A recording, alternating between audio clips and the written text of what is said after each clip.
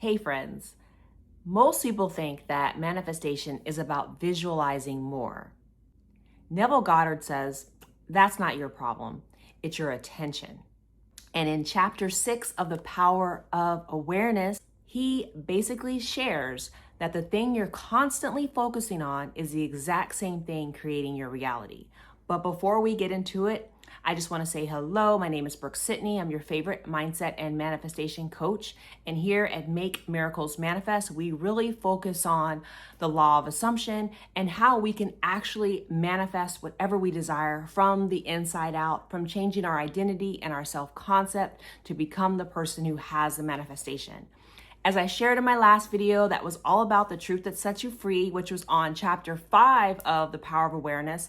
I am diving back in deep to the Neville work because I am finding that it is not only encouraging and motivating me, but it's helping me manifest quicker. So I figured, why not share this with you all? Why not encourage you to go out and read the information for yourself? But your girl here, I'm helping you break it all down.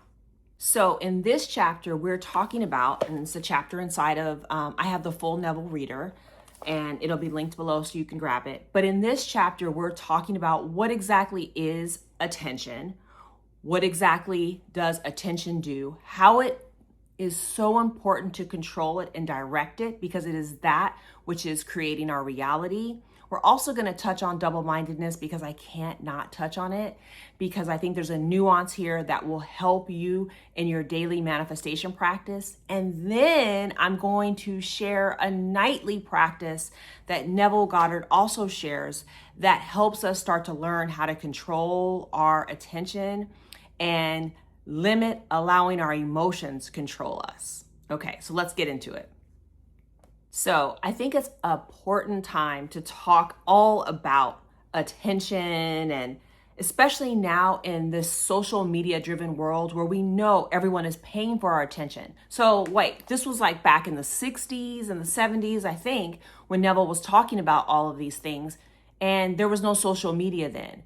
But he knew that our attention is so powerful, and being able to control it and narrow it, as he says, have the narrowness of its focus is what causes us to manifest. I'm going to read a short bit.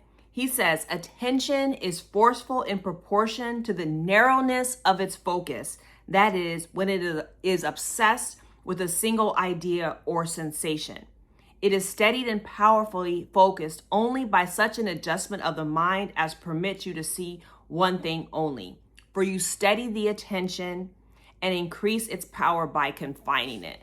So in our last video, and I'm going to tag that one, we were talking all about the power of imagination and how that is essentially the truth that sets you free. But once you have your desire, and then once you have your manifestation, now what are you going to do? Even last chapter, we were talking about controlling the imagination. And to me, Neville is picking up right there. We control our imagination by controlling what we give our attention to. When we focus our attention on something, when we narrow it down, as he's saying, when we narrowly focus on that thing, guess what happens? Everything else that we could have been paying attention to dims in comparison. It actually diminishes. In that sense, you know how like when you buy a new car or you're focused on a certain car and you're like, you start seeing them everywhere. It's because your mind, your reticular activating system, and that wasn't even talked about in this book, right? But we know now from science is that all of that is channeling and focusing and narrowing your attention. So that's what you are picking up on. And by doing this, I don't want you to miss this part. We start blocking out the things that are inconsistent with where we want our attention to go. And to me, that is the kind of underlining or the understanding here about the importance of directing or controlling our imagination, which then leads to controlling our attention, which then leads us to create our reality. Because we're no longer diluting that attention and that awareness with the stuff that we're not focusing on and the stuff that's not helping us manifest. Now, we have to turn to the quote. We have to turn to the quote about double-mindedness. So he basically gets biblical, as he often does. And he says in James 1:8, a double-minded man is unstable in all his ways. So Often, even on my channel here, I've talked about being double-minded and I will tag those videos. And oftentimes what we're talking about is kind of similar to being lukewarm, like not really knowing what you want and even I think in this instance, being focused everywhere, or actually being focused nowhere because you're focused all over the place, right? Which means you're not really focused. And so when we are being double-minded, as Neville is saying here, it's like our mind is just focusing on so many things. And because of that, we are manifesting nothing. Oftentimes, I've even thought about being double-minded in the sense of like the amount of lack that we allow to come into our lives. That lack and that doubt breed that same double-mindedness. It allows us to not concentrate our power, our attention on the reality that we do want to create. So Neville sums this up very well when he says, therefore, when you know what you want, right, that desire, we know what we want, you must deliberately focus your attention on the feeling of your wish fulfilled until that feeling fills the mind and crowds all other ideas out of our consciousness. So to me, we are actually doing ourselves a big favor when we can just focus on one thing. Think and Grow Rich. Napoleon Hill, I was blanking on his name. Napoleon Hill in Think and Grow Rich talks about the same thing, definitive purpose, definitive focus. Y'all, when we start hearing the same thing over and over again, it's because there's some truth to it.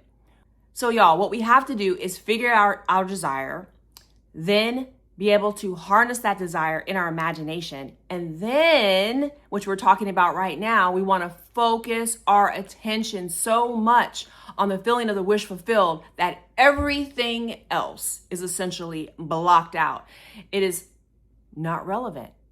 It's not pertinent. It's not helping us manifest what we want. So we're not even going to spend any time with it. And I love that he talks in Neville speak kind of about the idea of delusional, because he says, following up to this, to the unenlightened man, this will seem to be all fantasy. Yet progress comes from those who do not take the accepted view nor accept the world as it is. So, as we often talk about in our kind of assumption world, in our manifestation realities, and over here on this side of the internet, sometimes you have to become a little bit delusional, or as others might say, be existing in the world of fantasy, because you are controlling what you think about. You are controlling your attention on the feeling of the wish fulfilled, on the thing that lights you up, on the thing that, you exactly know you want, and you stay focused on it. You don't become double-minded. You don't doubt. You don't focus on the lack of it. You actually focus on it being with you in the state of the wish fulfilled. And I think Neville does a really good job. I want to turn to this connection again and kind of underline it between our imagination and our attention. He says that by virtue of the power of your imagination is the master of your fate. Your imagination is you yourself, and the world as your imagination sees it is the real world. When you start to focus your attention on creating the world of your imagination, my friends, that is when we have it. Oftentimes in life, I have wanted certain things. I remember when I wasn't an attorney and it just seemed like a mere fantasy because I actually went back and got my law degree later on in life. But instead of focusing on all the reasons why I couldn't do it, I shouldn't do it, or how hard it was going to be, how the heck am I ever going to pass the bar, I just started imagining myself as successful in all of these different steps. And I think that is the same for whatever you are trying to do. Whether you're trying to manifest an SP, imagine yourself with that person. If you're trying to manifest more money, see it in your banking account, or better yet, see yourself spending it so it has a definite purpose and definite cause. If there is something else that you're trying to desire, the point is to spend your attention, which remember is your most expensive thing. Spend that attention on feeling the wish fulfilled.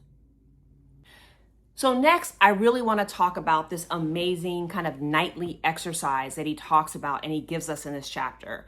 It is gold. Right? It's just pure gold. Because I think so many of us, I don't think we understand how little control we have over our minds, our emotions, especially our idle emotions, and how often we are like, squirrels. Our minds are just following after everything and we're not able to control it. So he gives us this great exercise in this chapter for us to do at night. And through SATs, which is state akin to sleep, that our subconscious and our mind is more receptive at night. So he's advising us to do it at night. And I'm going to share this exercise with you. So he says, to aid in the mastering the control of your attention, basically being able to start pulling your attention in and focusing on the things that you want, you're advised to try this exercise. Night after night, just before you drift off to sleep, strive to hold your attention on the activities of the day in the reverse order. Focus your attention on the last thing you did, that is getting into bed, and then move it backwards in time over the events until you reach the first event of the day, getting out of bed. He says this is no easy exercise, but just as specific exercise greatly help in developing specific muscles, this will greatly help in developing the muscle of your attention.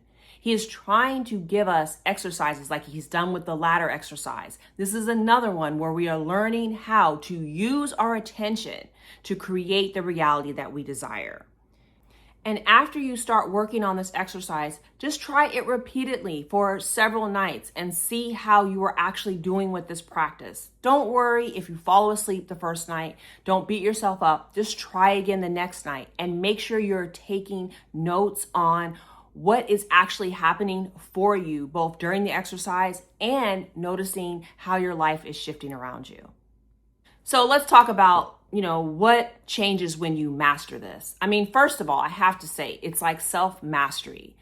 I'm at the point in my life, I don't know about y'all, where I don't want to be controlled by outside things and outside forces and outside people and emotions and so forth. I actually want to be the master of my emotions. I want to be the master of my fate in that sense. And so Neville is giving us the key here. We know about having our desires. We know about controlling our imagination. And now he is breaking it down about how we have to focus our attention. And I think for so many people, they see this all as airy-fairy or fancy-schmancy, when in fact it's not. Here's a real exercise, in addition to the things that we've been talking about so much on this channel, about the ways that we can script and visualize and work on these things. But attention mastery is key, because taking our desire to our imagination and then to our attention is truly like the funnel to how we manifest and create the reality we desire. So tonight, I'm going to ask you to try and do the exercise, and I'd love for you to come back and comment below about your experience with the exercise. And if this is the type of content that you like and you are loving the breakdowns of the chapters and learning more and more about manifestation, make sure you're subscribed to this channel. And if you know that you need one-on-one help, I am available for one-on-ones. All that information is below. And if you're looking for a community that's talking all about these things, please jump into my community on School called Make Miracles Manifest. So I just want to leave you with this one last thing. Most people don't fail because they cannot imagine. They fail because they keep giving their attention away to the very reality they're trying to change. So friends, watch your attention, because where your attention goes, your reality follows. I'll see you in the next video.